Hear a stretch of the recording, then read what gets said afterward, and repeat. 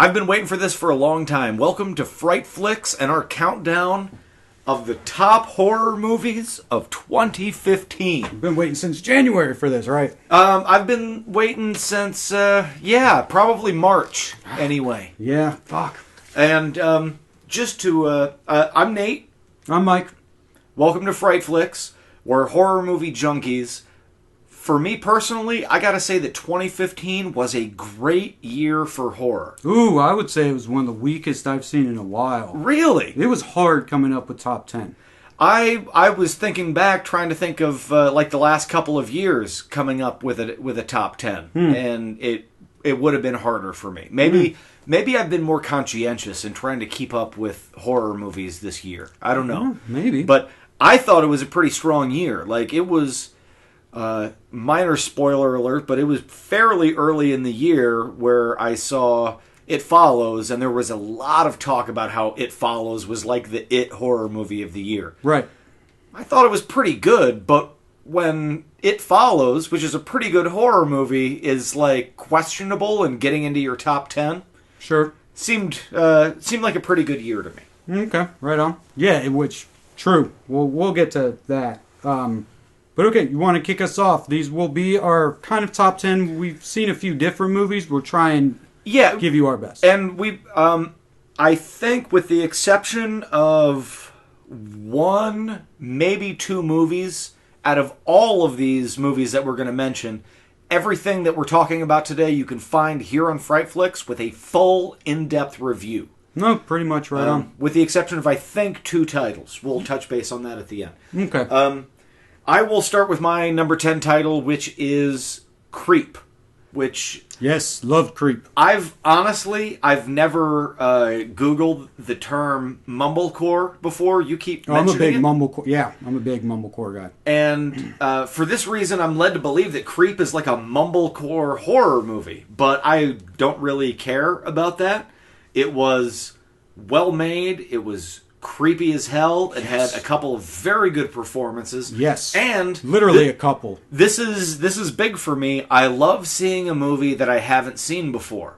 And Creep was a movie that I hadn't seen this movie before. Mm-hmm. I hadn't seen a version of it.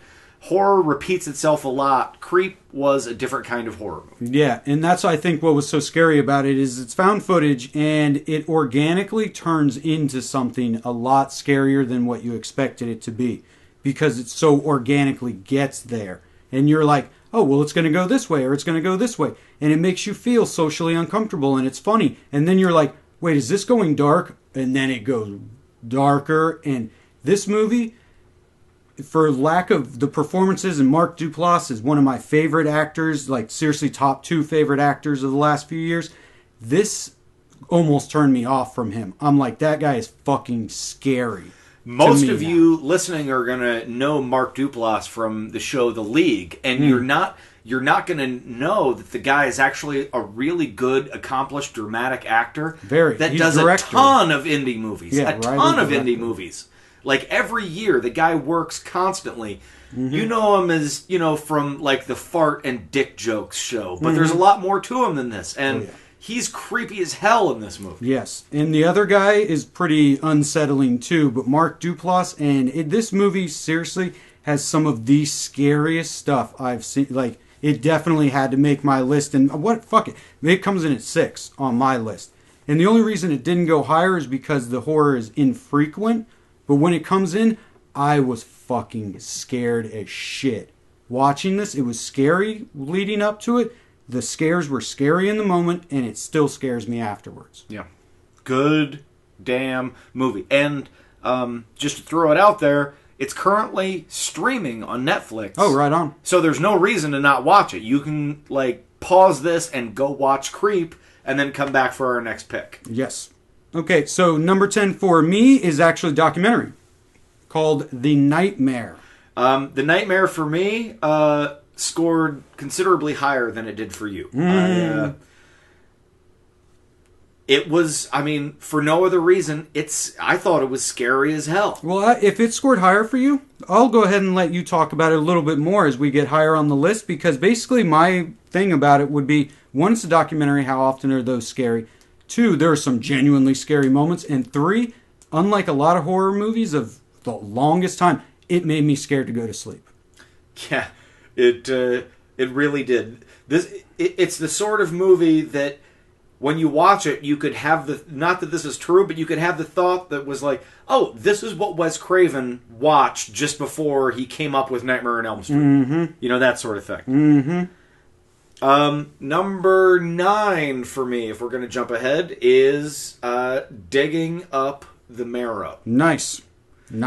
Which is not a documentary, it's a mockumentary, so to speak. I don't even want to call it a found footage because it's so polished, it's so well edited. It's more of a mockumentary. Yeah. And it's funny because Mike didn't have the luxury of this. When I first watched Digging Up the Marrow, I knew nothing about it other than the title. I didn't know it was a found footage. Right. When the first 15 minutes of the movie, until Ray Wise shows up, I thought I was watching a documentary and I was bummed. Right. Yeah, don't let it get you because the first 15 minutes or whatever are the worst and they'll be hard to sit through. And it's like horror convention stuff and it legitimately seems like a meh documentary. And then it takes this really... First of all, you've got Ray Wise, who I love ever since Twin Peaks. The guy's great. Yes. You know him either as Leland from Twin Peaks or you know him from Jeepers Creepers 2. Right. Everything the hero guy, farmer. He's great. Yes. And it had a really interesting concept, sort of reminiscent of the old movie Nightbreed, but different enough that I won't compare it to Nightbreed. Yeah, whatever. I lovingly would refer to it barely. Right. Yeah. A couple of really good scares in it. Overall, I thought it was really solid. It was a fun movie. Mm-hmm. Right on. Okay. And possibly that ends up higher on my list, so I will hold off a bit of my thoughts on it. My number 8 goes to It Follows. That seems like a little bit low down the list, but I really think it just has to do with hype. It was a factor of hype, and it's going to be a few years, or at least a year, before I can fully judge it. But there are some legitimately scary-ass parts to this, that creeping dread, that a lot of movies don't have the balls to take so slow. But when the scares come, they are fucking hauntingly scary. But overall, it's just like, it just seemed very like unevenly paced. There were superficial problems. And the soundtrack was amazing. Yeah. And the atmosphere of the movie, like from the opening to the ending, like this movie has atmosphere, and that means a lot for a horror movie. Yes. This is also my number 8 pick. Oh, nice. Okay. Right on. We tied on this one. For me, this was, I consider it the Babadook of 2015, which is a movie which is solid, which I respect, which I like, but which almost everybody else seems to like more than me. And I heard a lot, like my wife included, It Follows is their favorite horror movie of the year. I've heard this from a lot of people. And it's a good to, I would call it a very good horror movie. It's just, it's so, unlike a lot of horror movies, there's enough actual plot and story in it with rules that by the end of the movie I was like, listen, I'm paying attention to your rules and it seems like you're breaking your own rules. Yeah, Tarantino said that and I have to agree. Yeah. That has pissed a lot of people off when I say it to them, but we're honest here. We give you our honest opinions. And you know what? It doesn't have to be perfect to be a good horror movie because it had that atmosphere, it had the music. I would watch this movie again. It's my number 8 pick. Right on. And so I will go ahead and I guess move on to 7. 7, we're at 7. Okay. Green Inferno. God Eli damn it. Roth. All right, number 7. Really? For me too. Nice. Yes, Green Inferno. Well, there we go. Yeah, Green Inferno, Eli Roth, and that's why it's so close to It Follows, is because it's another movie I can't judge its quality for a few years. Because I was so excited to have Eli Roth back, and seriously, that's all it was the hype of Eli Roth, and I felt it delivered. I feel like it has a lot of problems, but for the most part, I was pretty damn happy with it. I was very happy with it. I was coming at it from the opposite perspective. I had heard about it, about Green Inferno for so long. there was such hype in the horror community. I mean, and I understand in like the mainstream, in the mainstream world, most people have never heard of this movie. Probably okay. Even if it's out now, a lot of people haven't heard of it. But like we've been waiting on this movie for like 2 years. Yeah, pretty much forever. So, but after a certain point, I stopped looking for. You know what? I can only hear so much hype about a movie. Yeah, me too. Me too. But it satisfied me. It more than satisfied me because I was expecting like a gore fest. Sure. And what I liked about this movie was that Roth took the time in the middle sequences to try and convey to me, the viewer, how terrifying it would be to be in a bamboo cage surrounded by cannibals. It makes it worse when you've seen your own people like cut up and eaten in front of you, but this wasn't like just, don't dismiss it as just a gore movie. There's gore in it, and that plays a factor in making it scary for me. So this was a good horror movie. It in its own way, it was pretty damn scary. Yeah. And there was some good gore in it. So yeah, right, exactly. At the end of the day, it delivers, and it's what it's supposed to do. Right. But I also think it was just a better horror movie than, I hate being that guy, but we typically get, being that he lets a full 25 minutes go by with no cannibals, no setup, no nothing. And then lets the cannibal problem, I won't even call them villains, lets the cannibal problem interrupt their lives. Right. And I really enjoy escape movies and all that kind of stuff. So I really enjoyed it, but I can't. Like a lot of titles on this list, we're giving Green Inferno the short shift. That's only because we have like a 20-minute long full review available right here on the Frightflix channel. So if you're still on the fence about whether you should watch it, we think you should. Check out our full review. We'll go into more depth on it. Right on. So that brings us up to number 6 for me. 6 for me was Creep, so I already covered that. Okay. Is there anything else you wanted to say about Creep? Nope. Okay. Number 6 for me is a movie that was made in 2014, wasn't released until 2015. Now it is available on Netflix streaming. Go watch it tonight. Last Shift. Did you ever get around to seeing Last Shift? No, I did not. Not yet.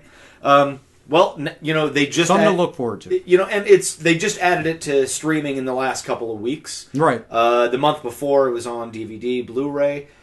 It is, to put it simply, it's sort of what I love about indie horror films. Okay. There are flaws. Yes, this is not a perfect movie. But it tries with everything that it has, every scene, every performance, every dollar on its budget, it tries to be scary. It throws everything at you. Tries to be scary. I thought it was legitimately scary in several parts. Oh, well, also, I'm just saying, a lot of horror movies don't even try to be scary. This is not like a plot spoiler. This is just like an example, what I like to give as an example of how it tries to be scary, is you can't see ghosts. So there's a scene where a woman walks into a room, and there's like a desk chair spinning and zipping back and forth across the room. This is weird to the lady. She keeps walking through the room. When we switch to a reverse shot and the chair is behind her, we see a ghost girl sitting in it, spinning herself around and kicking off the walls and going back and forth. The chair zips in front of the woman. We go to the normal shot. It's just an empty chair. I don't know. That seems really simple, but the fact that the ghosts are visible when they're behind your back but not in front of you... That is pretty crazy. That is pretty scary. It was a little thing, and they used it, I think, 2, maybe 3 times. They didn't overuse it, but every time they used it, it was creepy. And it throws every one of these little creepy tricks that it can think of at you. And, like, it scared the shit out of my wife. I watched it with her, and, like, I had to stand outside the bathroom when she went pee later. Yeah, she told that sort of thing. So, scared the shit out of her, yep. But I love it. I love that there are still... This is why I prefer indie horror movies like Creep and Last Shift to the big budget ones. I don't know if there's a big budget horror movie on my list. There usually aren't. I mean, Unless Krampus comes out and is really awesome, we don't even really get big budget horror anymore. Right. Oh, and we're recording this like right around Thanksgiving. Oh, fuck yeah, we need to point that out. Right. So and mea culpa, if something comes out in the next month, which is absolutely bananas, we'll do an addendum to this. Because we haven't seen everything. We know that. But just as it stands right now, Last Shift is definitely one of the scariest movies I've seen all year, and it puts it at number 6 on my list. Right on. Number 5, I believe this is one that you haven't had the chance to see, so that's interesting how it worked out that way, is The Final Girls. Now, this is a movie that on paper I might not have liked. I tend to be facetious and call it Last Action Slasher. But it is a PG-13 slasher, which I almost didn't want to check it out because that's stupid to me. Right. But being that we watched MTV Scream this year and Scream Queens, I'm like, you know what? Maybe a slasher can be PG-13. Sure. Now, this is totally a comedy first. This is... Well, there's Ali Shawkat from Arrested Development, yes, in it, right? She's in it. And isn't Adam Devine from Workaholics in it as well? He's in it. And one of the main characters from Silicon Yep. Valley. So the cast is excellent. Yeah, it's a very good cast. It's a very good script. The script is written by... son of a bitch. What is his name? The little kid from Near Dark. It's called C. It starts with a C. What's his fucking name in Near Dark? Oh, the little kid. Fuck. It is... Whoever gets this first wins. It starts... Shit. Fuck me.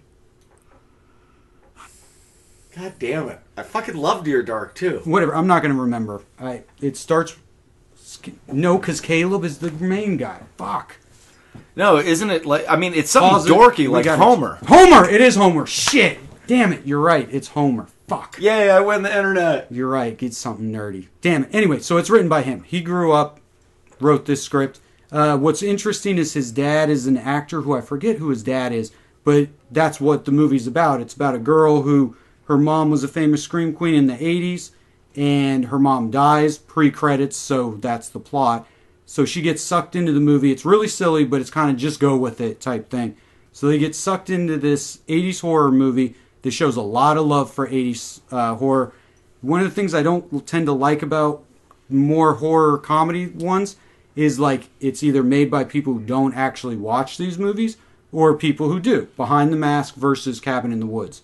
And it's like, this one is a little bit more Cabin in the Woods where it's like, dude, they don't do that in slashers. People think they do. Sure. But that is not an actual staple of slashers. Right. You're commenting on something that was done in one slasher movie. Yeah, not exactly. all of them. But anyway, it is really nostalgic, really in love with 80s slashers. It's a lot of fun. It has a great soundtrack. It's really funny. It has some killer when it hits, and it's like commentary towards slasher movies.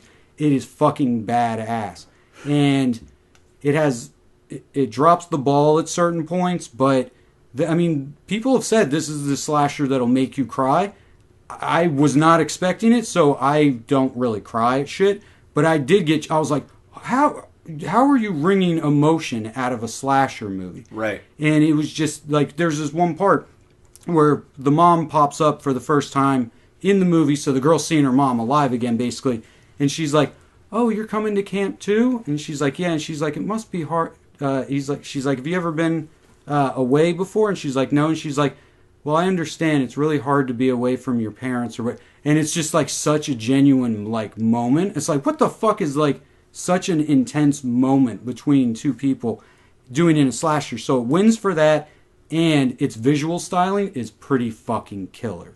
It goes the MTV route, but it goes the MTV route big time. That is definitely near the top of my list of movies from this year that I haven't seen yet. Yeah, it is actually. It's very good. I didn't think I really liked it after I saw it, but it is more and more grown on me, and I'm actually surprised it's not higher on my list. Well, maybe it's not higher on your list because it wasn't a bad year for horror. To revisit something we talked on earlier, my number 5 pick is the documentary The Nightmare. Oh, nice. Yeah.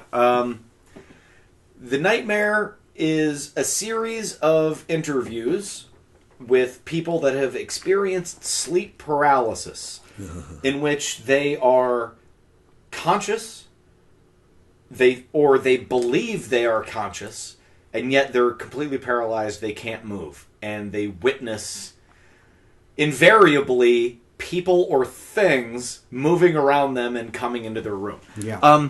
This is intercut with recreations, which are obviously, recreations, really well done and very creepy. What makes the movie so scary to me personally is that Lovecraftian aspect that I like to work into my own fiction of people that have absolutely no connection, that have experienced the same supernatural phenomenon and give the exact same accounting of it. Even though they shouldn't. Oh, it's not like they're neighbors and they discussed having this nightmare, but people from all over the country and all over the world saw these shadow men come into their room, and there's a boss shadow man who wears a hat, and I don't know, it's a little detail, but the fact that all these different people recount the same detail. Why does he have to wear a hat? It makes it increasingly chilling. I'm like filled with goosebumps right now. Like, this shit is pretty fucking scary. The Nightmare is currently available on Netflix streaming. I recommend that you watch it during the day.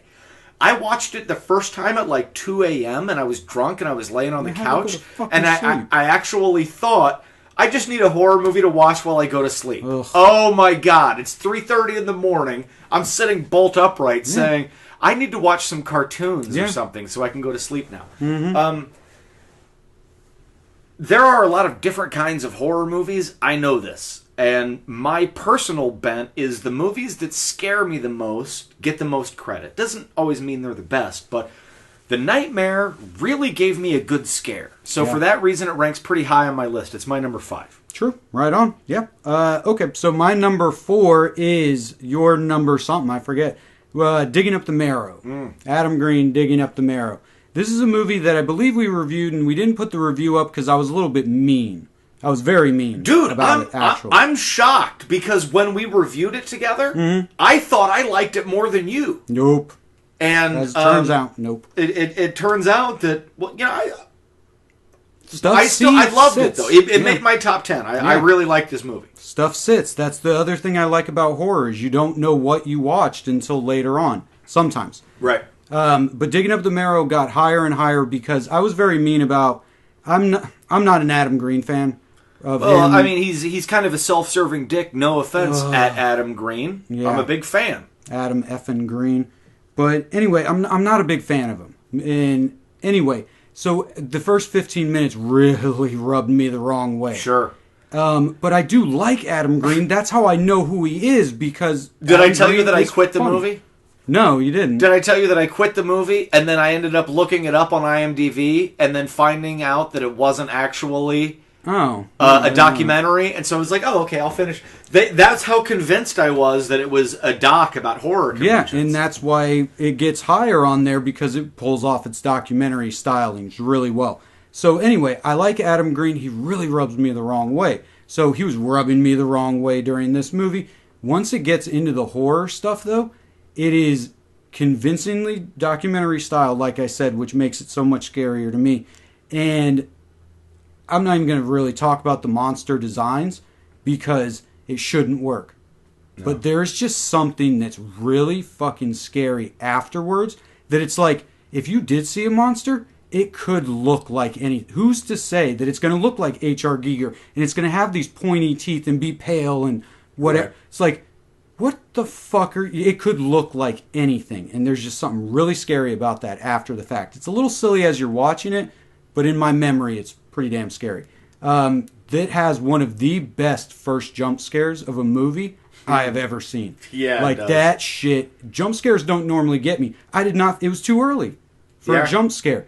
That shit scared the fuck out of me. Well, we're so experienced with movies, we can sense the jump scares coming, and every once in a while, they get one over on you. Yeah, and there are moments that are genuinely fucking freaky to, like, relive in my mind. Like, there's one scene where Adam Green's foot falls into a hole. And he's like, my fucking boot's gone and shit. Nothing happened. Right. Or maybe I shouldn't tell you what happens, but it's just like that's how much they had ratcheted the tension and laid their, no pun intended, groundwork, that when someone's foot falls into a hole, it's like, you better get that foot out, because this is when something's waiting in the bushes to come and get you. Like, get that foot. Don't play around. Get your fucking foot out of it. And so I'm just like in knots. So anyway, very good, very whatever. The ending, pretty uneventful, is the only problem. Yeah, I've actually seen that exact ending in other found footage movies. Yeah. So that was a bit of a come down. But its details are in the right spot. Oh, absolutely, absolutely. Just with horror in particular, you can get an extra point through a killer fade out. This movie didn't have that, but it was a solid horror movie. Yeah, it's pretty good. And watch the background. Yes. Watch the background. Anyway, so number 4, Digging Up the Marrow. Number 4 for me is Bone Tomahawk. I recently just put up a full review of this movie. I don't want to rehash it too much. You should check it out.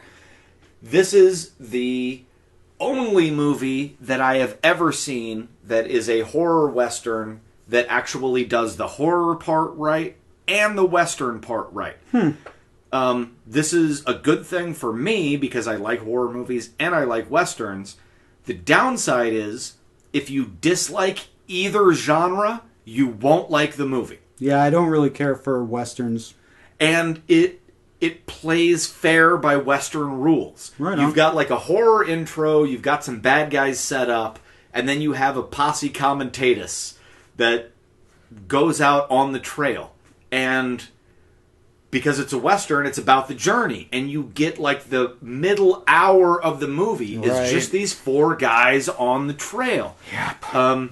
Now, the 4 guys are Kurt Russell, Patrick William, Richard Jenkins, who are all great actors. Yeah, that's why I'm going to eventually watch it, because I'll watch those 3 sit around fucking campfire, then ride their horses across silhouetted plains, then have another campfire. Because they're doing, like, character work. And then the 4th guy is Matthew Fox, who should suck, and he's awesome. Really? He's the surprise. Oh, right on. You expect Richard Jenkins to be great and Patrick Wilson to be great, and they are.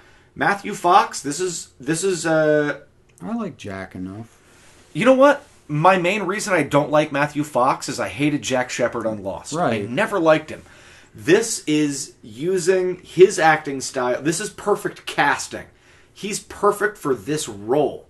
You're not supposed to like this guy, but you end up kind of respecting him, even though you don't like him. So the character work is on point. They don't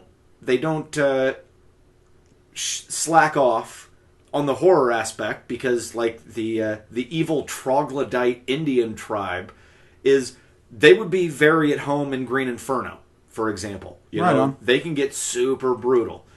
So you do get a hell of a lot of violence and some scary stuff, but then you get a lot of Western stuff and a lot of character work as well. So, and I don't hate Westerns. I just have to be in the mood for that kind of thing. Sure.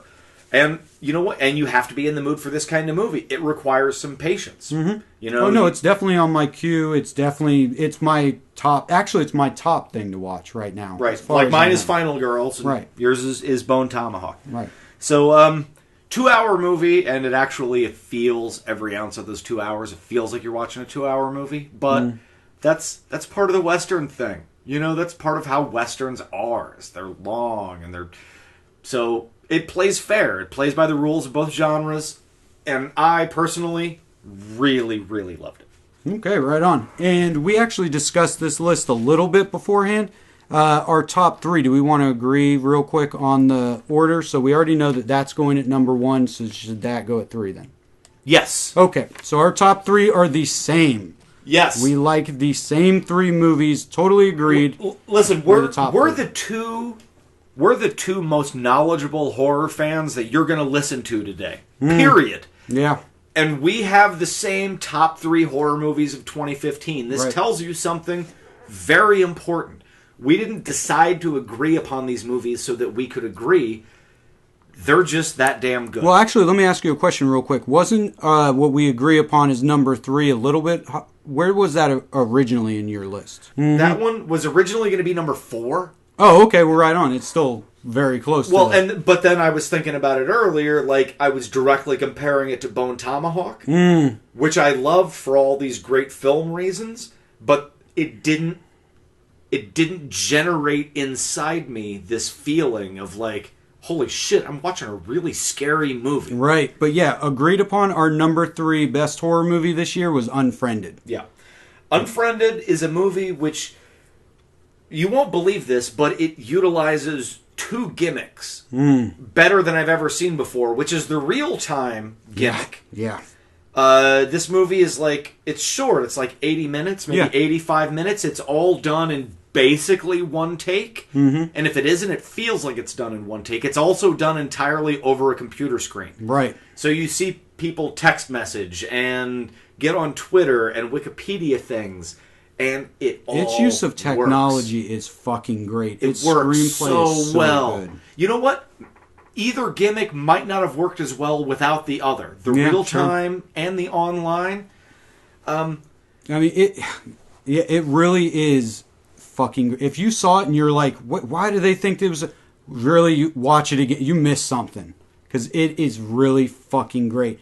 And it does. I pointed this out in the review. You can read our review. One of the things that I really like that it did is it found a way to do something no movie has done thus far, which is the girl will type out a message to somebody and then change the message, which we all do all the time. Does it. Yeah. So you see her thought process admit to doing something, then saying, oh, no, I didn't. You see someone choose how they want to present themselves. Fucking genius, used perfectly. This movie is intense as shit. Right. And, I said before, the Nightmare ranks so highly because if a horror movie is scary, it gets bonus points. And Unfriended, like, we describe the plot to you and we say, oh, it's done entirely online. It's legit scary. It generated, like, a visceral response within me. Yep. It was one of the scariest movies of the year. Yeah, the only thing is it's not a movie I haven't seen it. I don't think it's going to hold up to a second viewing. No. It doesn't like creep back like Creep or The Nightmare that it's scary later type thing. But when you watch it, no matter what we say, you're going to be like, nope, doesn't sound good for me, or yeah, that sounds good, or whatever. When you watch it, it is an experience. And it is fucking like Tyler Durden says, it may be a single-serving movie, but that single serving is incredible. So definitely check out Unfriended. Yes, absolutely. And real quick before we get into our top 2, I somehow skipped past my number 9. Did you realize that? I had an inkling that maybe I'll be quick because there's really only a few things to say about it that ranked it so high. But number 9 for me is M. Night Shyamalan's The Visit. I'm naturally scared of old people. Well, this was the year for you, then. Oh, yeah, exactly. We'll talk about that in a second. We'll get into that later, yeah. Genuinely creeped out by old people. I was happy to see M. Night Shyamalan make something that was competent again. And above all, I'll keep it short. There's a part under the porch, which is one of the scariest things I've seen. When this movie gets scary, it scared me bad. Like, that porch part, I had to stop it and walk away. I have not had to do that with a horror movie in a long time. I was like, nope. Like, that is my nightmare. That was my nightmare on fucking film. I just didn't know it was my nightmare. Right. You know what I mean? And this movie has like 2 or 3 parts that get to that level. Overall, it's still a pretty good movie, actually. I like The Visit quite a lot. You didn't. Maybe we'll do a review someday of it. This is not the time and place for it. I personally thought it was way better than M. Night's last few movies, so he's definitely moving in the right direction. Yeah, way better. But we'll get to that, some other time. Do you actually want to maybe take a break before we Yes, let's pause this. Honestly, because I'm not sure. All right, so we actually just had to pause this to debate which our number 2 and number 1 actually are. And I was like, well, obviously it's this. And you're like, no, obviously it's this. And I was like, well, let's argue our points and then we'll come to a conclusion. And it's like, no, fuck it, turn the mic back on and we're going to argue. I think one of these is number 1. You think one is number 1. Yes, and the 2 movies we are discussing are and I say is the best horror movie of 2015. You say. No. I actually do as well. So. Oh, you think? Yeah. Oh, well, see, there we go. Okay. We were even mistaking each other the whole time. This is how what's it called happen. So we'll go ahead and go into number 2 first, then. Okay. The Fright Flicks pick for the number 2, the runner-up for best horror movie of the year is We Are Still Here. Yes. This is a movie that takes throwback horror and isn't just... A lot of horror movies are content to just, oh, hey, remember that horror movie you used to like? Right. We're going to do it again. Mm-hmm. And I typically don't have I had no problem with the first hour of this movie. No. But this is a movie that takes that, isn't content with it, wants to do it better than you've ever seen it. Kicks it up a notch, and then kicks it up like another notch when you're not expecting it. Mm-hmm. On top of this, you've actually got some good performances. Barbara Crampton, of course, is the lead. Probably never been better. Honestly, if this was like a Fright Flicks Oscar situation, I would pick Barbara Crampton as like my favorite female performance of the year from this movie. Huh. She was terrific. Also, we got Larry Fessenden. Right. Always good. Yeah, Larry Fessenden is like the indie hero of horror right now. Yes, who also turns up in the other movie that we're about to discuss. He's also in the number 1. That's fucking A. Yeah, you're right. Very true. But yeah, this movie, we could... Now, I'm going to hold off what we call this year altogether, which is really fucking surprise. Who knew? But anyway, so We Are Still Here plays a game where... we didn't really know anything about it. I was hyped up for it, just barely. Like, I'd heard stuff, and I liked the poster and Barbara Crampton. And I like Travis Stevens, the producer. He puts out some quality stuff. You didn't really know about it at all, right? I think I told you about it. So as we start watching it, it's a typical indie horror movie. A lot of great throwbacks. I'm like, ooh, this is really cool. They're really getting the Mario Bava. They're really getting the... beyond Lucio Fulci feeling. They're really getting the Changeling. They're copying all these tones, and that's what we've been getting from indie horror movie the last few years, is just imitations of other stuff. And it's like, okay, well, I know where this is going, but still, I'm enjoying the ride. Then halfway through, it takes a step that no other haunted house movie I've ever seen does. And it takes it before, long before you would expect it to happen. Yep. And it hypes it up into a modern era with its ghost designs. That's all I'm going to say. Right. And then I was like, oh, that was pretty damn cool. Like, wow, that upped the stakes. And then, coming into the third act, and you just, when they look out the windows and see it was like, oh, fuck. Right. And then it gets even fucking crazier. And it makes total sense. It wasn't a, hey, I can't figure out an ending to my movie, so I'm just going to make the ending of another movie. It makes total sense to the story. Why don't all ghost stories haunted house movies go this route? It makes so much sense, and it is awesome. Not only is it a good movie, not only is it a scary movie, but also is like the cherry on top for people like us. It turns into a total bloodbath. And usually being bloody and being scary don't have anything to do with each other.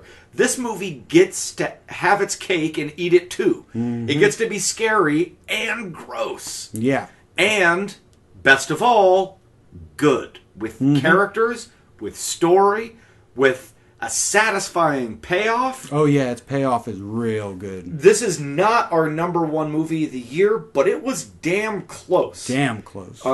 We Are Still Here is... currently available on video on demand. Okay, right on. And you can find it through whatever game system you play or Amazon Prime or whatever. Watch this movie as soon as you can. It is incredible. Yes. No debating that.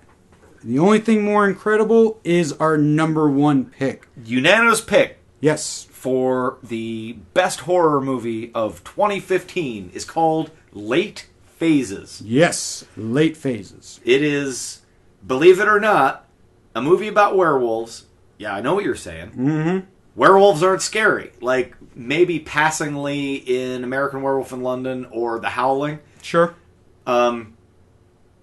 this is a great werewolf movie. It's also a great character study. Yes. And that's actually, I think for both of us, what put it at number one is that commitment to character. Yep. That depth of acting and getting into the people that you're watching, that you care about them so much. It all in the middle of an engaging horror movie. Right.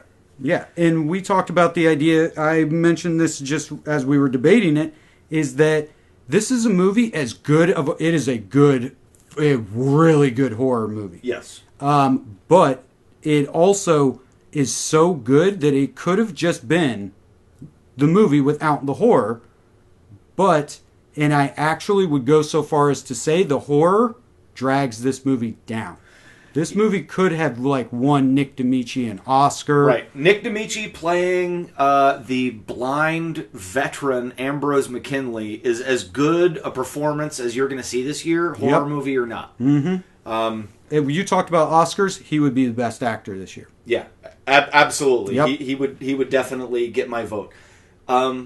This is great. Like most monster movies, you get the long build-up where you get the tease for the monster, and then the monster drags somebody out into the darkness, but you don't see him. And then, when you get to the third act, then you see the monster. That's how monster movies go. And it doesn't totally disobey that rule. Well, this movie shows you the monster in the first act, and then the entire middle portion of the movie is our hero saying, I know the monster's coming back. Let me prepare for him. And then the monster shows up again. Hey, girls. And then the monster shows up again in the third act. Right. Hi, girls. But if he didn't, then whatever. But yeah, he could have won an Oscar. This has two moments that made me go, oh, fuck yeah. I've never seen that before. And genuinely, kick ass Joe Swanson, bring on the pain. Cool. Oh, yeah. Cool. Earned. Is what it is. That's what makes third act parts work. Right. Is when they're earned. So this has two of those, and I'll go into those in a second. And then it has an emotional payoff between him and his son that is very, very subtly done. Yes. And is fucking amazing. It is. And that's actually, this is the type of movie that has the confidence in its characters and itself to that be the fade out. You don't get a fade out of oh, the monster isn't dead, it's jumping out at you. Or, oh, we're setting up for a sequel. The fade out is resolution of a relationship between a father and son. That's where it ends up. That is what is important to the movie. And confidence is so important in making a movie. The guy that directed this movie, his previous movie was Here Comes the Devil, which couldn't be farther away from Late Confidence Phases is key. in terms of tone. I liked Here Comes the Devil, but it was... It disturbed me. That's why I didn't like it. I'm a little wimp sometimes. But it definitely didn't give the feeling of watching a real film like Late Phases did. So, and that's the difference. The difference is character. Maybe it's just Mike and I are both writers. So are we crazy, though? Or is this movie just way fucking better than anyone has been giving it credit for? We're not crazy. It's that good. It really is just I've watched, damn good. And I personally think 2015 was a good year for horror movies. So I've seen a lot of them. But this was I saw it for the first time a few months ago, and then I watched it again just last week. Oh, right. And if anything, it was better when I watched it just last week. I can't wait to see it again, right? And funny little side note about us watching it, we had literally just done our top 5 werewolf movies of all time. And I think the next week we recorded, I was like, hey, I saw Late Phases, and you're like, I saw it too. How did we... see the second best. Oh, it's better than The Howling. Yeah, it is. The second best horror movie. Because we didn't even get in... See, we don't even talk about the werewolves. And they are awesome. There's a part where he goes to a guy, Larry Fessenden. And he... he goes to Dana Ashbrook. Oh, for the bullets, yes. Yeah, and he's like, can you make me silver bullets? And he's like, yeah, no problem. And he's like, can you make me silver shotgun shells? That was the first part where I was like, oh my God. That is one of the coolest things I have ever heard. And they get used. A lot of movies might not know what they had. Like they're whatever, but they get used and it's awesome. The other thing is like right after that moment, and this isn't one of my favorite moments, but there's a lot of good ones, is they're talking and then all of a sudden it's like dun dun dun dun dun, and it reveals who the secret werewolf is. Just out of nowhere. And it abruptly just interrupts the scene and you get to know who the werewolf is. Yep. Because, yeah, it's a mystery, too, if you didn't know that. And then going into the third act, that person does something that I've never seen in a werewolf movie before and makes so much sense, just like We Are Still Here. It's like, yes, why hasn't every werewolf movie used that tactic? Now, the effects are, in my estimation, were a little bit of a mixed bag. Like, the actual werewolf, when you see the werewolf effects, it's good. I like them a lot. On retrospect, I like them a lot because they're so out there. But the transformation effects, where someone goes from human to werewolf, is out of this world. Undebatably. But you might hate the werewolf designs, but that howl that they have is scary.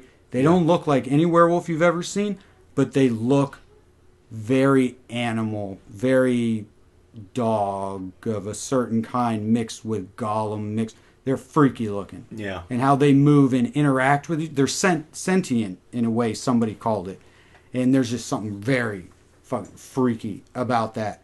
But anyway, I'm not going to ruin the emotional we've actually been thing. very careful to sidestep any real spoilers for this movie. You know, both. I'm going to not tell you what the emotional and the other big scene that I really like. It involves a hearing aid. Yeah. That's all I'll say. But that is one of the great. That is a truly great moment in cinema. Is that moment? And I'm honestly Ambrose McKinley is like currently one of my favorite horror protagonists. He's a great character, fully realized, deep, well acted. Did we even mention that he's blind? Have we even mentioned I touched on that earlier, that he was a blind veteran. Oh. Which is, just real briefly, one of the things that's so smart and advanced about this movie is, in the beginning, Ambrose, who's blind, is attacked by a werewolf. We, the viewer, get to see him being attacked by a werewolf. But he can't see. Yeah. He doesn't know what it is, but we do. And that sort of reversal, normally he can't see the werewolf, but we can. And that was that was so slick. And what's also slick about it is, we see bits of the werewolf at that point.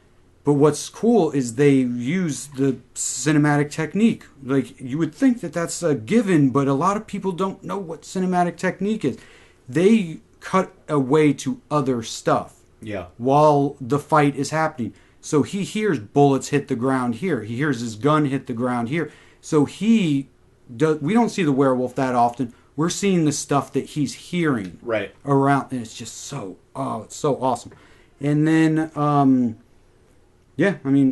basically, like I said, it's a mystery. It's got Tom Noonan in it. There's nothing more we can say. But it is, whatever. It's the best horror movie of this year. And the thing that we've been getting at is, who would have thought? We Are Still Here, Late Phases, and for me, The Visit. This has been the year for geriatric horror. Absolutely. And when we were talking earlier, I'm not sure when it came out, but The Taking of Deborah Logan, which is a pretty damn scary movie, also having to do with crazy old people. Yeah, we have an upcoming podcast on our top moments. There are really great parts of stuff that aren't in good movies. Yeah. Taking a Deborah Logan, holy hell. Yep. Has one of the scariest things I've ever seen in my entire life. So, make sure you check that out whenever by the way, Late Phases is currently streaming on Netflix. Best horror movie of the year. If you don't go check it out right now, then I don't even know why you're listening to us, because we're just trying to tell you what is awesome and what you should be watching. What you should be watching first is Late Phases. We gave you over 10. It was about 12 or something. Yes. I think the only things we had different were Bone Tomahawk and Final Girls, which we just and hadn't I liked seen. The Visit, and you didn't. Oh yeah, The Visit. Right on. Which, and I wouldn't even say The Visit is a bad movie. It just didn't crack my top 10. No, yeah, it just barely made it for its moments that are really good. Okay, so I guess we're done here. That wraps up the best of 2015 for Fright Flicks. Like I said earlier, we will addend this if... I'm hoping Krampus is the good one. Yeah. I have so much faith in it. I'm trying not to hype it, but I love Michael Dougherty, and I do not care one little bit that it's PG-13. No, I think we've discussed that before. Mm-hmm. A quality filmmaker it doesn't matter what the rating is. Nope. They can make something good. So what were your picks for the best films of 2015? Did we overlook something huge? Did you really like Lazarus Effect or Poltergeist or Crimson Peak or Paranormal Activity Ghost Dimension? Crimson Peak. That's one thing. We haven't seen Crimson Peak for one. And two, let me just point this out. There might be something on here. We already know Late Phases, technically, if you look it up, says 2014, but it was not made available till... You could not have seen it legally until 2015. Exactly. So that's what we go by. Right. A movie isn't real until we can watch it here in America. Mm-hmm. You know, I don't. Yeah, without subtitles and shaking the camera and someone's head and baby right. crying. If you were in a film festival in France last year, that doesn't really matter that much. Yeah. So anyway, just wanted to point that out for anybody who's going to comment, be like, Late Phases didn't even... Yeah, please let us know. Comment on this video. Let us know what your picks for the best are. We'll be coming at you very soon with our picks for the bottom horror movies of 2015, as well as our favorite overall moments from the year, our favorite characters, our favorite storylines, maybe things that didn't qualify to be the make it on the best of the year list, but still deserve some recognition. Right. Until then, keep listening to Fright Flicks. Check out all our older stuff. I'm Nate. I'm Mike. Right on. Yeah, actually...